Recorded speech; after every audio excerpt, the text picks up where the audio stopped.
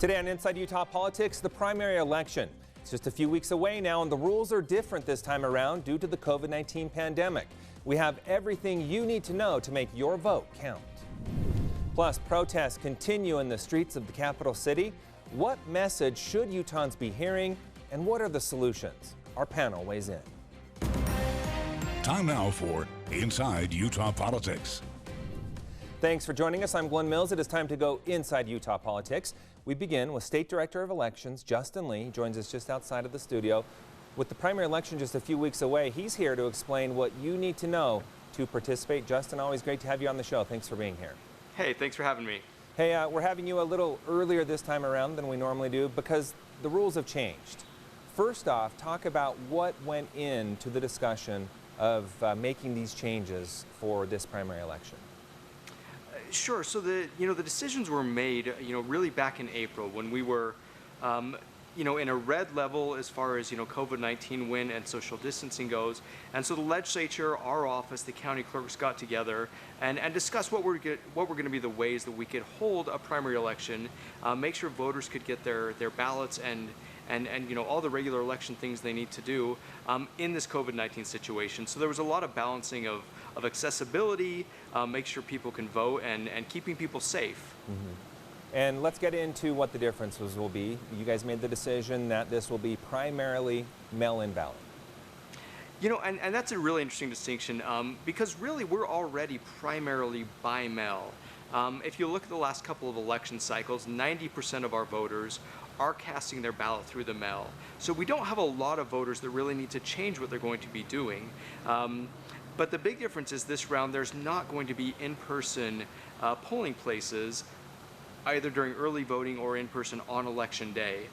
So voters, those last few voters who haven't been sending in that by-mail ballot, this is the time to embrace that. This is the time to get that ballot and send it in. So there will be a little bit of difference for a few voters. For the vast majority of voters, this will feel normal for them. Okay, we still are using the word primarily though, because there will be some accommodations. Talk about what those are. Yeah, there's a couple really important ones. One, if a voter needs assistance by using one of the ADA accessible machines, and this could be several different voters, but some of our blind or visually impaired voters, they can contact their county clerk and make accommodations to go in and use those accessible machines. So we were very careful to make sure that that is still there. And then some counties, not all counties, will have limited drive-through voting on election day. Now I want to emphasize limited. These aren't meant to replace polling locations. We're still encouraging everyone to vote by mail. But if for some reason somebody doesn't get their ballot, there's an issue with the mail, there will be limited drive-through voting for voters to get assistance if they need help. Okay, so you say some counties will be doing that. In the event that someone doesn't get their ballot or has some type of trouble like you just mentioned, and they're not in one of those counties, what are they to do? If someone doesn't see their ballot starting this upcoming week, they really need to contact the county clerk, call them up and say, hey, I thought I should get a ballot, I'm not seeing my ballot, and then the county clerk can turn around and mail that. We have a few weeks left till the election, so there is time to make sure voters get those ballots and have time to send them back. Okay, let's talk registration because there is a significant change this year. We've been doing same-day voter registration. That is not going to be an option this year. Talk about the registration deadline and requirements. Sure, and that is a big change for this June. There will not be election day registration. So the important date is June 19th. 11 days before the primary election is the deadline for anyone who wants to change their party affiliation, update their registration if they've moved, or register for the first time. So June 19th, if you want to participate in this election, that's the deadline to get your information updated. And another important difference this year will be the postmark deadline. Talk about that. That's right. This is a good thing that we did to accommodate the fact that we aren't going to have voting on election day or limited voting on election day. Normally, the postmark deadline is the day before the election. This June on the 30th, the postmark deadline is election day. So if someone gets that ballot, even on election day, they can go to the post office and make sure it's postmarked. Now, people will still want to be careful. If you're a voter, don't necessarily go drop it in the blue box outside the post office later in the day, because it may not get postmarked that day.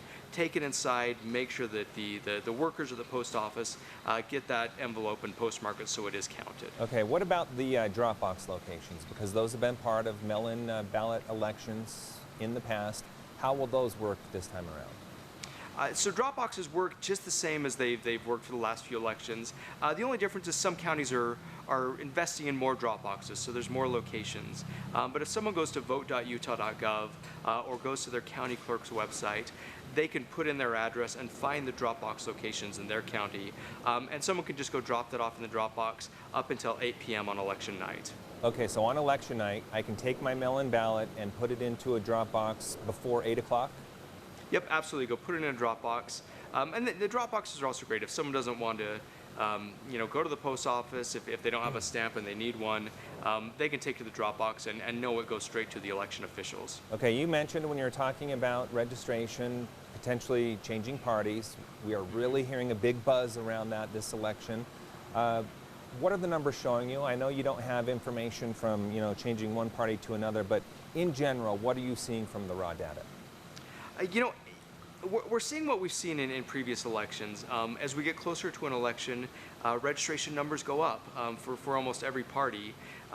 What we saw, y'all compare it to 2016, the trends are very similar. The numbers of unaffiliated voters go down slightly.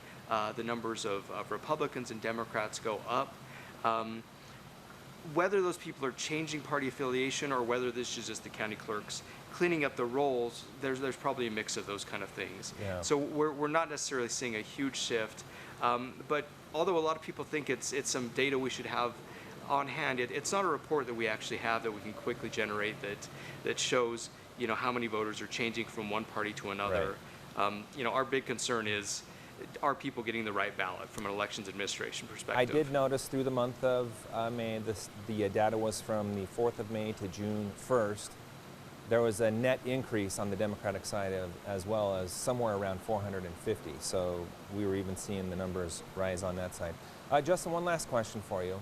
We have seen across the country the mail-in voting become a pretty partisan controversy. We've heard the president speaking out against it, claiming fraud. What has been the Utah experience? A very red state here. By and large, we seem to have had good results from it. Absolutely. Vote by mail has worked. It worked so well for us here in Utah. We've seen turnout go up and haven't seen any kind of real incidences or trends of voter fraud. So it's worked very well for us here in Utah, and voters have embraced it.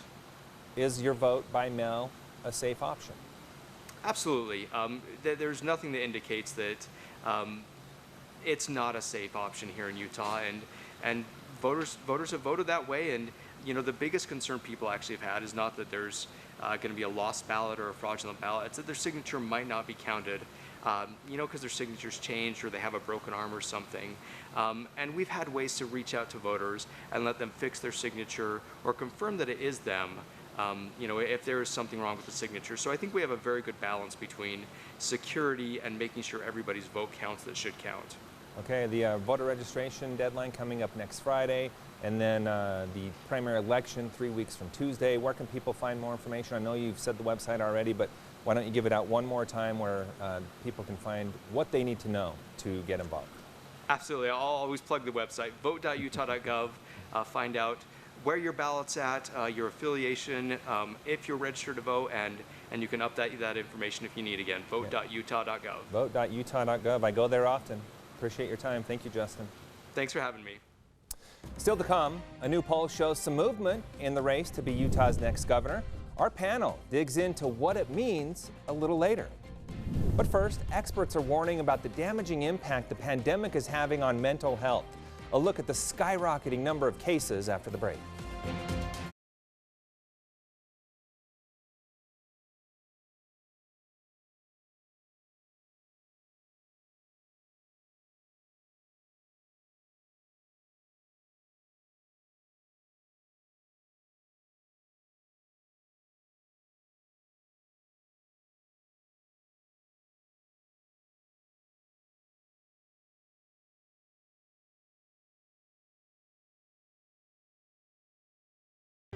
Top officials from the Federal Bureau of Prisons testified before the Senate Judiciary Committee about the impact of the coronavirus crisis behind bars. The agency reports more than 1,600 federal inmates and 170 staff members have tested positive for COVID-19, and 68 inmates have died.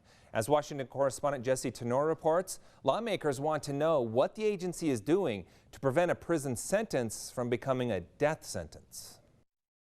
We cannot discuss the issue of incarceration in America without considering the impact of racism. Amid nationwide protests against police brutality, the Senate Judiciary Committee highlighted how the coronavirus crisis is disproportionately impacting black federal prisoners. Illinois Senator Dick Durbin criticized the Justice Department's criteria for releasing inmates. Only 7% of black men were classified as minimum risk, compared to 30% of white men in our Bureau of Prisons. Bureau of Prisons Director Michael Carvajal told lawmakers his agency has placed more than 3,500 federal inmates on home confinement. Based on the Attorney General's standards, the inmates' COVID-19 risk factors, and public safety. These are individualized assessments. We take them very serious. Missouri Senator Josh Hawley was concerned about the lack of coordination between the officers charged with supervising these inmates. Are we putting public safety at risk by accelerating early release of inmates without adequate resources to monitor those individuals? Carvajal told Hawley BOP is sufficiently monitoring the inmates and notifying communities.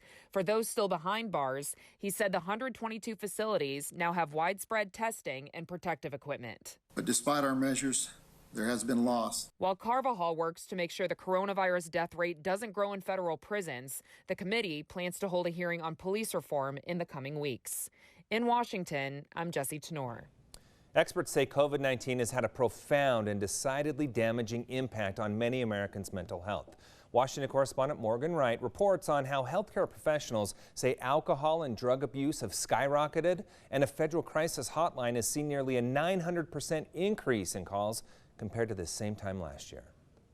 Maryland Congressman David Trone says the pandemic is impacting Americans' state of mind. 73%, and that certainly includes me, are suffering from anxiety about COVID. Trone says alcohol and substance abuse has increased as many struggle to find ways to cope. It's been a major issue in America. Layer on top of that COVID, fear, uncertainty. Layer on top of that economic collapse. Dr. Eleanor McCants-Katz is the Assistant Secretary for Mental Health and Substance Use with the Substance Abuse and Mental Health Services Administration. And when people are placed in new situations that they can't get out of and that they can't control, it changes their mental health. Dr. McCants-Katz says ongoing uncertainty can cause mental illness or substance problems. Asa Altorafi with the Center for American Progress says that underlying uncertainty must be addressed. We must take decisive action to ensure that no one goes hungry during this pandemic, that no one loses childcare. Federal health officials say if someone is struggling with the impact of COVID-19, it's important to seek help. Rather than try to deal with all of these issues in isolation. McCants-Katz says the Trump administration is working hard to use all the health resources Congress has allocated. Reporting in Washington, I'm Morgan Wright. Coming up, protests in Utah's capital city continue. A conversation on racial inequality after the break.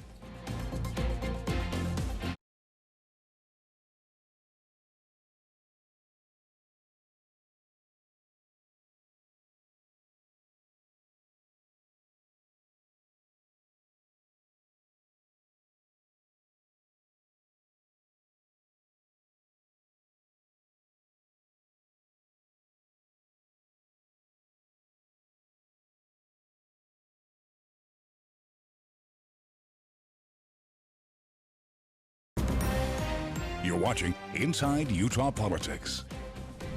Time now to break down some of the big stories of the week with the Inside Utah Politics panel. This week, we have former State Representative Rebecca Chavez-Hauk and Salt Lake Tribune columnist Michelle Quist. Great to have both of you with us. Thanks for being here. Good to be here, thanks. Yeah, a little bit of a different format, but always glad to have the two of you on the show. Let's get right into these Salt Lake City protests. We saw things turn violent last Saturday, but protests continued throughout the week in a more calm fashion. Rebecca, let's start with you. What do you make of what we have seen from the protests in our capital city? Well, they are a symptom of many, many years of oppression and frustration on the part of communities of color. I will note that I abhor violence. However, I abhor violence in all its forms. And that looks like violence against women, and women of color disproportionately are affected by violence. That violence looks like our students who are affected by the school to prison pipeline. That violence looks like what we have been hearing people talk about and protest against, which is in many cases, racist actions on the part of people that should be protecting everyone in the community. Nobody should be fearful of the individuals that are supposed to be protecting us.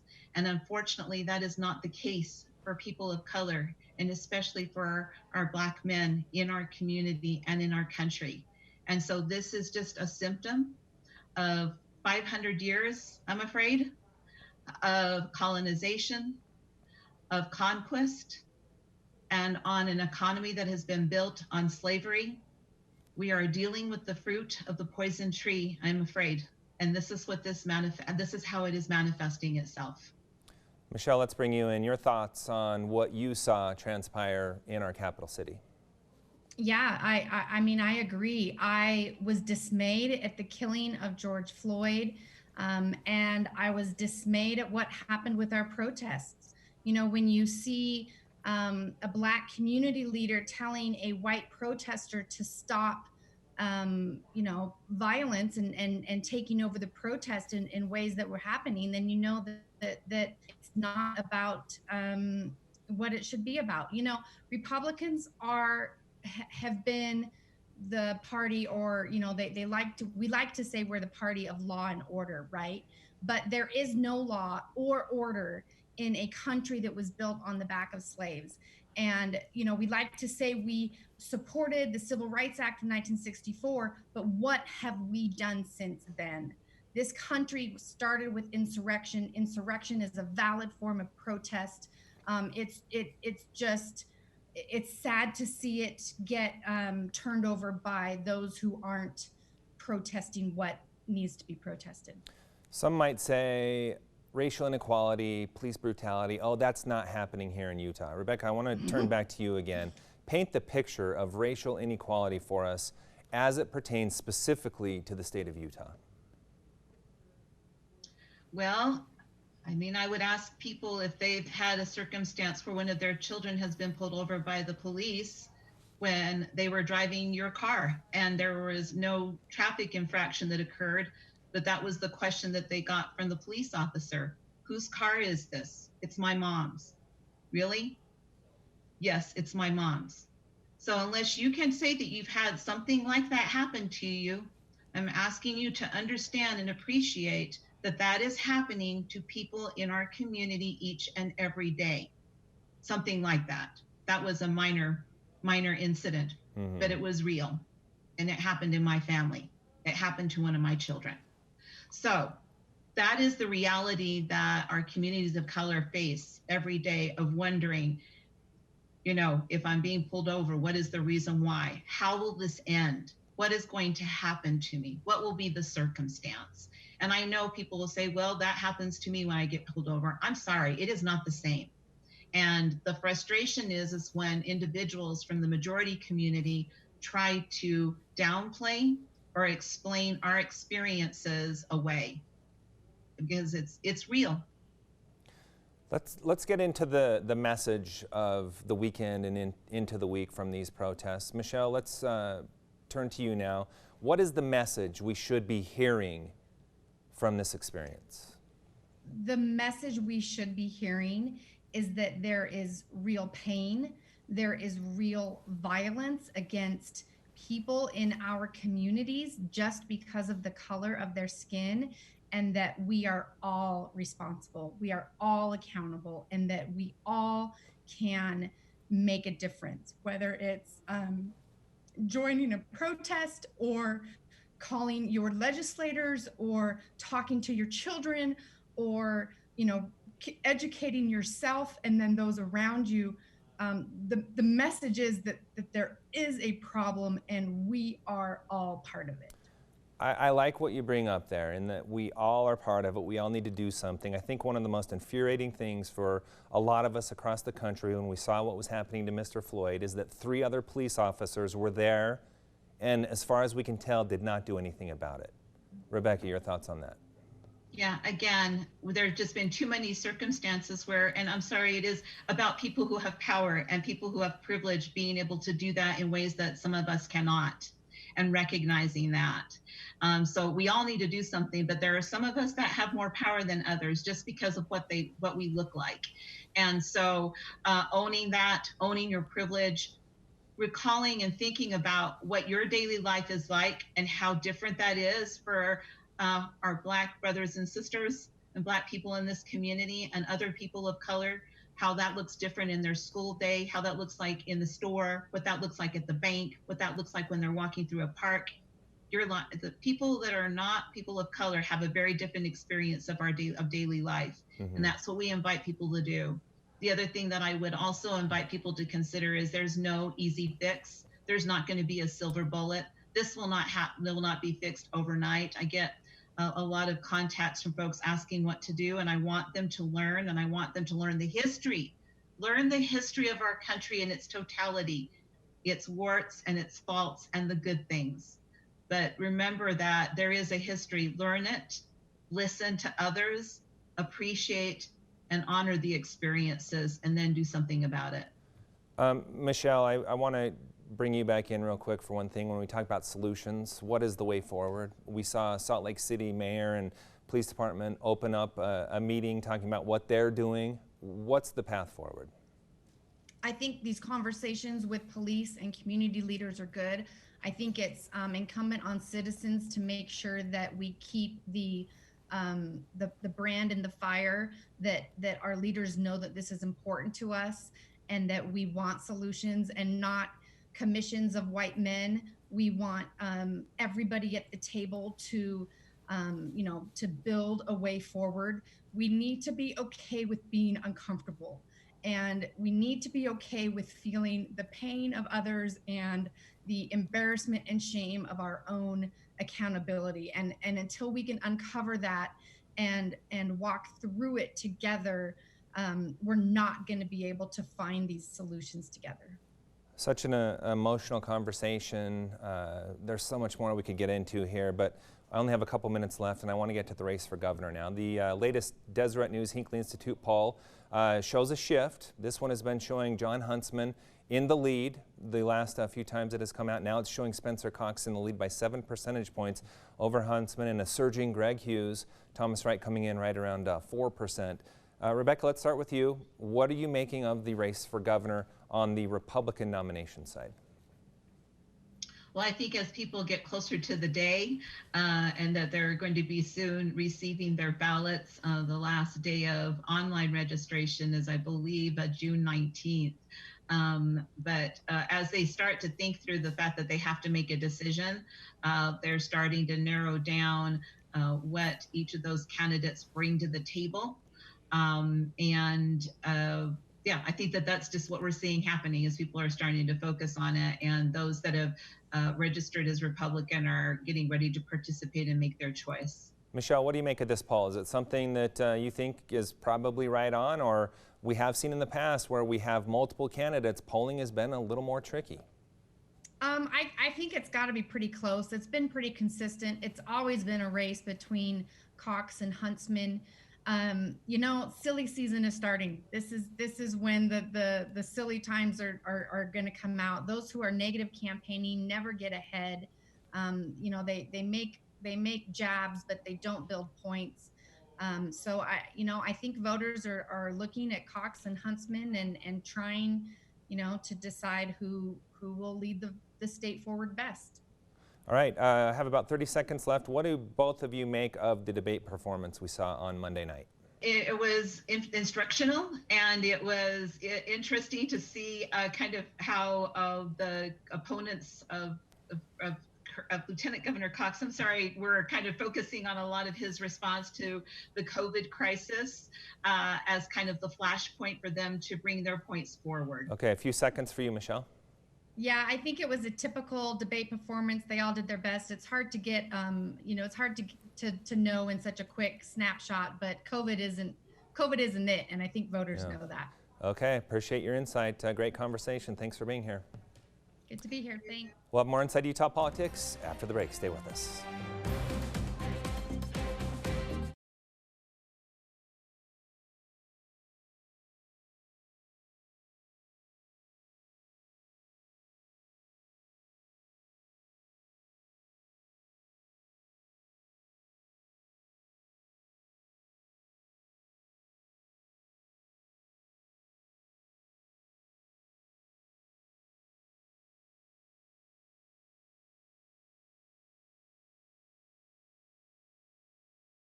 We'll leave you now with a look at what's on the radar in the world of politics. As we've been talking about, the primary election is near. Watch for ballots to start arriving this week. The registration deadline is Friday, June 19th, and then Election Day is Tuesday, June 30th. Thanks so much for making us part of your day. We hope to see you again next week as we go inside Utah politics.